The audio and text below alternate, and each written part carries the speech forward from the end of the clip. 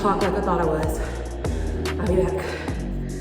Okay, I'm back in the house, and before I jump in the shower, I just had to share this with you all because it's funny, but it's not funny. Like, it's not ha-ha, it's just like, really. So some of you know that I am in a master's program. I'm getting my degree in Christian leadership. How all that came about is a story for another day. I personally, Crystolyn, I do not have career aspirations that I'm trying to get to with this degree. I'm just being led by God. So there's that. So in my program, what we're talking about this week, this assignment today, it just read me for filth, and I wanted to share that with you guys. I'm still just digesting it and marinating on it. And me telling you what the program is, Christian leadership, that's why I have to give you that background so you can understand why we are talking about this. So we are reading this book currently. We read a lot of stuff. This book is called Overcoming the Dark Side of Leadership. And the goal is to help us identify some tendencies that we have just as individuals in our personality that can have a dark side to it. And they give examples from people in the Bible and stuff like that. Such as Moses. The chapter we were focusing on for today's assignment was Moses and how he was a compulsive leader and how so much of that stemmed from his childhood and, so many of the things that he went through. And so we all have stuff, right? So whether you're a Christian or not, whether you call yourself religious or not, it doesn't matter because we all have tendencies towards something. And that is what I actually really appreciate about this program, because whether you are a Christian or not, you can learn a lot. And for me, it's all about self-growth, improvement, development, and transformation. It's about all of that. And so the categories that we we're talking about are passive aggression, being compulsive, paranoid, narcissistic, or codependent. And let me just tell you, this thing read me for filth. Like, I did not go into this obviously feeling like I'm flawless. But as you read so many of the things that can fall under these categories, you will find yourself, okay? Let me read part of it. And as just to give an example, compulsive in a leadership context describes the need to maintain absolute order. Let me pause right there. I appreciate order. I appreciate things being done in decency and in order. And while that can come with some rigidness at times, I did think that it was somewhat of a strength, like to be able to be disciplined in that way. And this is what I'm saying. It's all about perspective. So even though that's how I viewed it for the most part, because I don't think I'm like wild with it, but even though I looked at it as a strength, someone else can see how it can be a negative. And it's important to be able to have those conversations. Like, are you even willing to have conversations with people who have a different perspective? And for me, that's what reading and being a part of this program is all about, just hearing another perspective. It doesn't mean I agree with everything, but it's just good for growth, right? And that's what it's about. So compulsive in a leadership context describes the need to maintain absolute order. Because compulsive leadership results from the leader's own compulsiveness, the leader sees the organization as another area in his or her life that must be controlled. Now, I don't feel like I try to just control everything.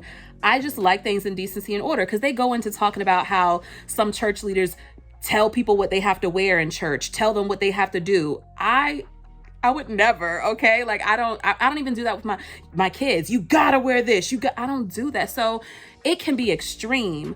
But let me try to get to the point where I did find myself, because it talked about being overly organized. And I'm like that. I am like that, even though you can't tell by the way my house looked, but I am that way.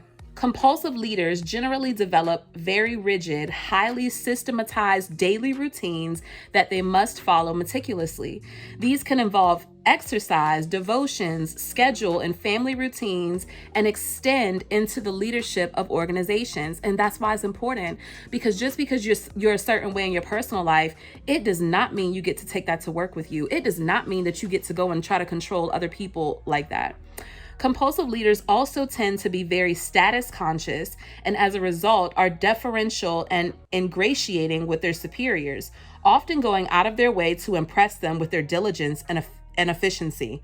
Now, I can tell you that is not me. Like, I'm so not about status, don't care about titles. That's why I don't even like telling people I'm in this program. You trying to be a pastor? You trying to be a... No. So anyway, I don't care about titles. I don't care about that.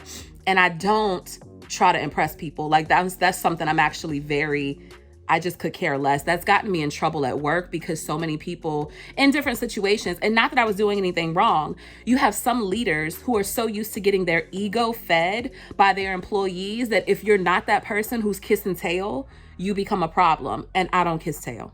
So there's that. It says they continually look for the reassurance and approval of authority figures and are anxious when unsure of their performance and standing. Now, I don't seek approval, but I do sometimes wonder, well, am I doing okay? If no one's telling me that I'm doing okay, I don't know whether or not I'm doing what I'm supposed to or a good job. I don't need to hear it all the time, just like, a 6-month check-in, quarterly, or even, are things going okay? So yeah. Because all of these efforts require an enormous amount of energy, compulsive leaders are excessively devoted to work, often becoming workaholics. They work inordinate hours to the detriment of their family and establish an unhealthy example and environment for staff members. That doesn't apply to me. But again, you can see how that could become a part of someone's routine. These leaders are often overly moralistic, conscientious, and judgmental, both of themselves and others. I'm telling you, I do that with myself. I'm not going to say I've never been judgy when it comes to other people. We've all done that before, but I've been around so many people like this. And that's why this is just good to read, because it just helps you understand. It doesn't mean you have to like when you see this behavior. It doesn't mean you have to agree with it. But when you see it in people, you're just like, oh, okay, I get it. I get what this is what you're doing. Although compulsive leaders are pictures of absolute order, maybe in their grooming, their clothing, their speech, family, and work environment, on the inside, they are an emotional powder keg. At heart, they can be angry, rebellious individuals who believe it wrong to express their true feelings. I don't believe that's wrong. I believe you need to express yourself. So again, not found all the way in here, but anyway, these feelings can be the result of a rigid childhood where unrealistic expectations were placed on them, or they can be the product of some failure or childhood trauma to which they were not allowed to give appropriate expression. That is so key. Whatever the source, compulsive leaders respond to their inner turmoil by so tightly binding their feelings that the opposite of turmoil results: highly controlled and ordered individuals. This is why it is common for such persons' repressed anger to be expressed in sudden and violent outbursts, only to be just as quickly controlled with appropriate apologies extended. Ultimately, all attempts to exercise and maintain control of their lives and environments are efforts to keep repressed anger, resentment, and rebellion from surfacing. It is not unusual for compulsive leaders to have so deeply buried this anger, living in denial for such an extended period, that they are unaware of its presence. The first step toward regaining balance is to identify whether compulsive leadership is a problem, and then begin reflecting on the possible sources. So that's what it's about. Finding out whether or not this is even a part of your personality type or something that you've taken on. Maybe it wasn't originally a part of you, but it has become a part of you. This is not the part that I wanted to read. Okay, this part says compulsivity in the church often shows up in the pursuit of excellence in ministry. This striving for excellence can become perfectionism. Compulsive leaders see the organization they lead as an extension and reflection of themselves. Guys, some of this has become cultural norms too, because how often have we heard that what we do, the job we do, the organizations we are a part of, is an extension of us. So we want it to be done well because it's an extension of us, right? But then it can go too far with us, like almost feeling like if things don't go right, it's a jab at our identity or our worth, and that's where it can be off. Therefore, any flaws in the organization are seen as a direct reflection on them personally. We firmly support excellence in ministry, but there must be balance. We need to recognize when our pursuit of excellence is crossing the line to obsessive perfectionism. Excessive criticism and critiquing can be another symptom of compulsive leadership in the church. Very often, such leaders are most critical of themselves, and their attitude affects others within the organization. Though all of the above behaviors are done under the guise of serving God and doing our best for the Lord, which is admirable, in reality, it is all done in an attempt to meet and satisfy the leader's unhealthy needs. And that is the key, y'all. Like, we just have to figure out where we are. We have to, as my mentor and life coach and pastor, Dr. Darius Daniels, whoop, whoop, always says, we have to locate where we are, so we can find where we are and get to where we want to be. So that's why this is important. I hope that, it's hard for me to, it was just ruminating. Okay. It was in my mind and I wanted to talk about it because I thought this was really good. And maybe somebody else, needs to hear this stuff. Because a lot of this comes, as a result of situations we couldn't control, our childhood and things like that. So we have to work out the gunk that's inside in order to be our best selves and not do things like, oh, this is just me. This is just how I am. No, do better. But yeah, it goes into so many other things. Like I said, passive aggressiveness or passive aggression, however, compulsive tendencies, being paranoid, narcissistic, and codependent. And the reason I said it read me for filth is because here's the thing. We all have some of this in us, whether we realize it or not, or whether we want to accept it or not. And so I'm happy to say that paranoid and narcissistic were my lowest scores. So happy and pleased about that, because here's the thing, that would have made me paranoid to feel like being paranoid and narcissistic were issues for me.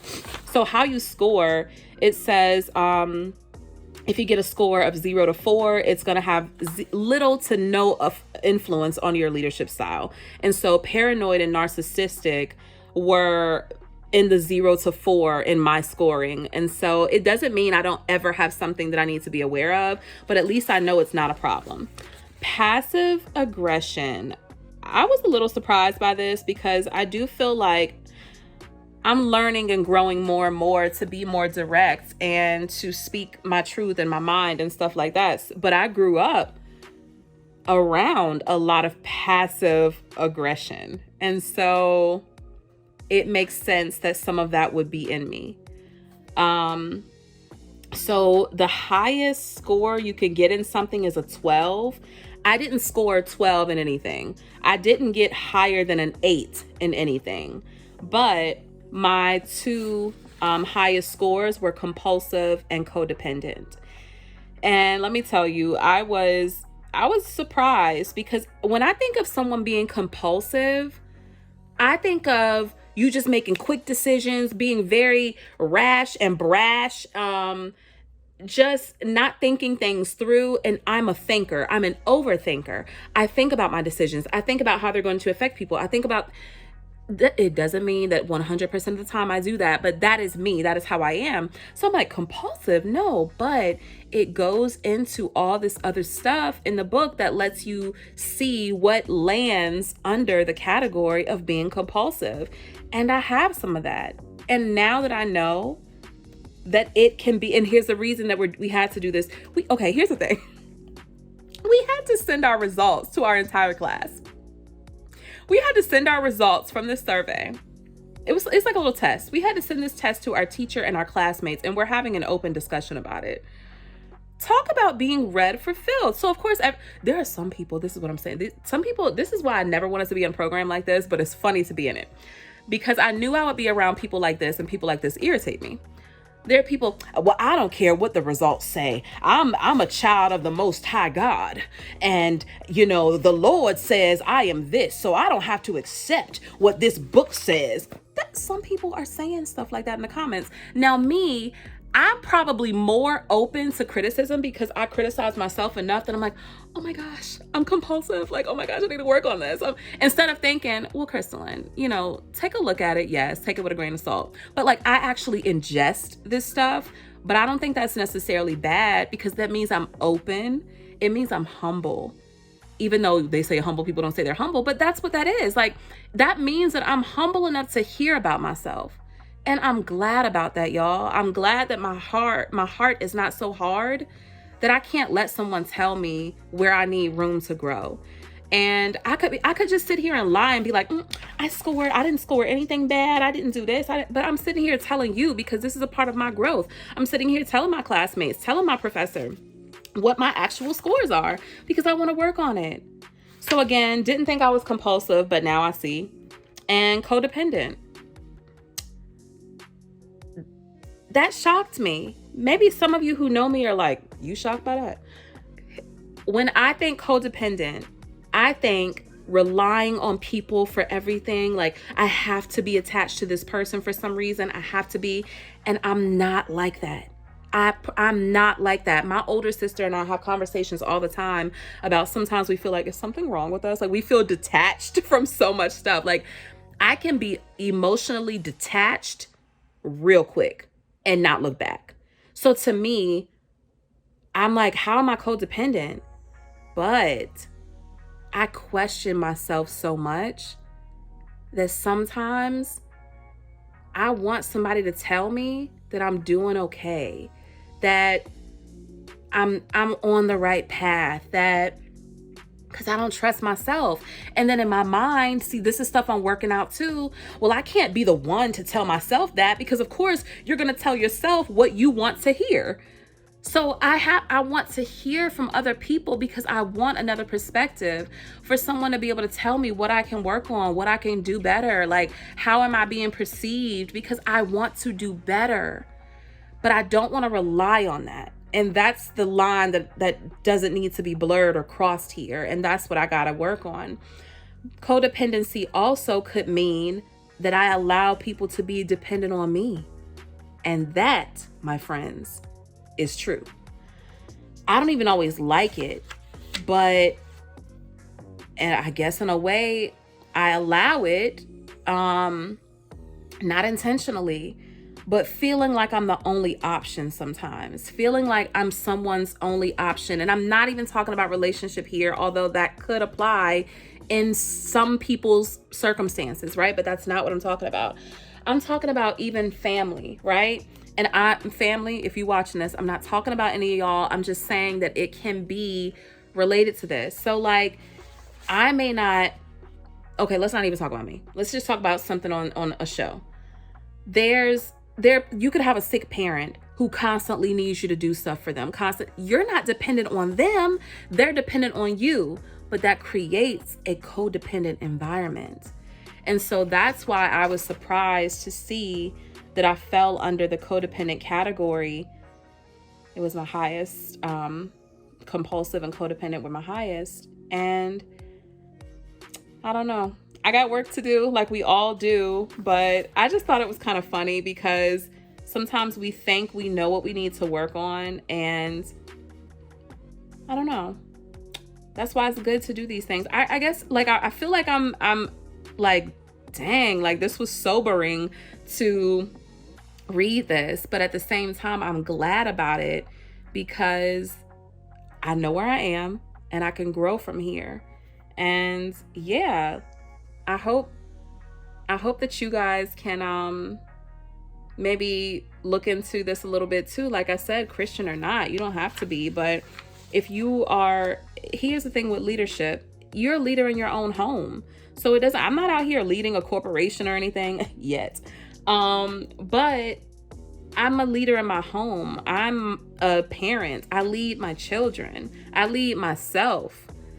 I have to know where I am so that I can understand the negative effects of this. It's just like with personality, y'all. We can have a personality type and it can have quote unquote negative tendencies, right? That we should be aware of so we don't go down that path. That's what this is all about.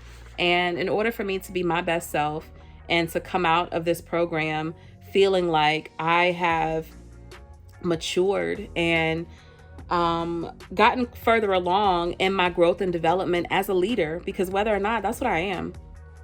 That's just, it's what I am. Listen, I didn't put the call on my life, God did, but I'm a leader and I don't want to take these negative things into wherever I may go to lead. And so I'm glad to get this information so that I can grow and continue to do better. I hope that helps somebody. Sorry for rambling.